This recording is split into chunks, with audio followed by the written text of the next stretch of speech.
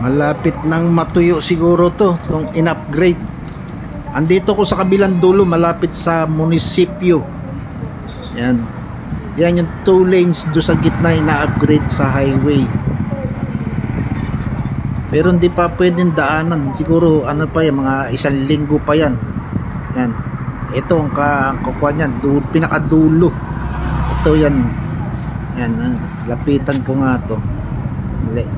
Marami sasakyan. Ayan. Ito pinakadulo niyan, yung huli. Ayan o.